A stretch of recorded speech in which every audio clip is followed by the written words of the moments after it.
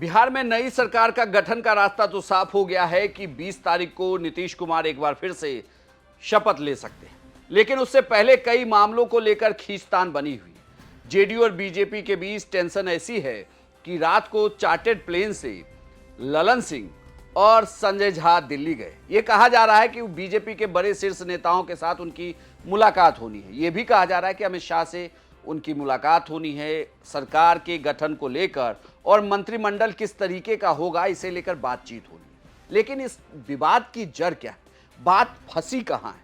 दरअसल ये कहा जा रहा है कि बराबरी के फॉर्मूले पर बात की जा रही है। हालांकि ये भी कहा गया सूत्रों के हवाले से कि हर 6 पर 1 मंत्री पद होगा, यानी कि चिराग पासवान की पार्टी को 3 मंत्री मिलेंगे चूंकि 19 जीते हैं। ऐसे ही आरएलएम और हमको 1-1 मिलेगा। जेडीयू के कोटे में बीजेपी से 1 कम मंत्री हो सकता है, लेकिन यहीं पर पेच है कि 1 कम मंत्री तो होगा नहीं। दूसरी बड़ी बात यह भी कही जा रही है कि जेडीयू इस बार विधानसभा के अध्यक्ष का पद चाहती है, यानी कि विधानसभा का स्पीकर जेडीयू की पार्टी की तरफ से होगा।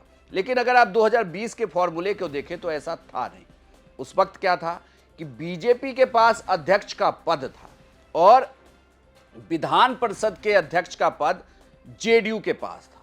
लेकिन इस बार की कवायद यह है, जो कहा जा रहा है कि नीतीश कुमार ये चाहते हैं कि बीजेपी का अध्यक्ष विधान परिषद का बने और विधानसभा का स्पीकर इस बार जेडीयू के कोटे से बने, यानी कि कोटा बदल दिया जाए। लेकिन ये कोटा अगर बदलता है तो फिर बात बनेगी कैसे? सिर्फ पेच यही नहीं फंसा है, कुछ और भी बड़े चेहरे हैं जिन्हें लेकर यह कहा जा रहा है कि नीतीश कुमार उन चेहरों पर आखिरी मोहर लगाना चाहते हैं। यह भी कहा जा रहा है कि इस बार 2 डिप्टी सीएम नहीं होंगे, 1 ही डिप्टी सीएम होगा। और ये साथ में इस बात की भी चर्चा है कि 1 डिप्टी सीएम बीजेपी का होगा और दूसरा डिप्टी सीएम जेडीयू का हो सकता है। 1 डिप्टी सीएम के चेहरे को लेकर भी चर्चा यह है कि यह चेहरा ना तो विजय सिन्हा का होगा और ना ही सम्राट चौधरी का होगा। इनके जगह किसी और नाम को लेकर चर्चा चल रही है। वो भी ये कहा जा रहा है कि जिस नाम पर मुहर बीजेपी या आरएसएस लगाती है, उस नाम पर नीतीश कुमार की मुहर की भी जरूरत है। यानी कि वो नाम नीतीश कुमार को बताना होगा और नीतीश कुमार अगर कहते हैं कि हाँ, इस शख्स को उप मुख्यमंत्री बनाया जा सकता है, तभी वो बनेंगे। यानी कि कुल मिलाकर देखिए तो पूरे बिहार के नए सरकार के गठन में चल किसी की रही है तो वो नीतीश कुमार ही।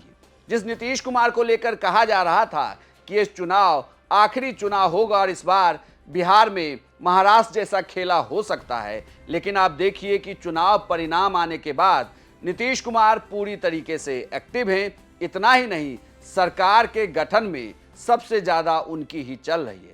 लेकिन जिन बातों को लेकर पेच जेडीयू और बीजेपी के बीच फंसा है, उसे सुलझाने की कवायद पटना से लेकर दिल्ली तक चल रही है। अब देखना है कि ये कवायद कैसे सुलझती है और कैसे इन नामों पर मुहर लगती है जिनके साथ सरकार बनाया जा सके। आपकी क्या राय है, हमें कमेंट बॉक्स में लिखकर बताएं और बिहार की तमाम खबरों के लिए आप देखते रहिए सिर्फ बिहार तक।